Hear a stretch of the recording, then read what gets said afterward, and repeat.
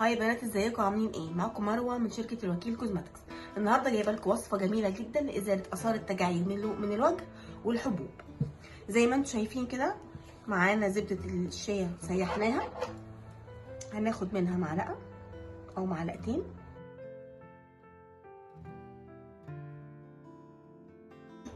وهنحط عليها زيت الياسمين،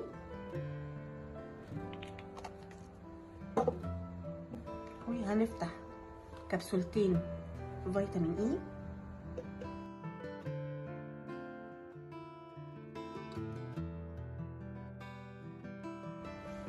وهنحط عليهم بالظبط 3 نقط من الليمون.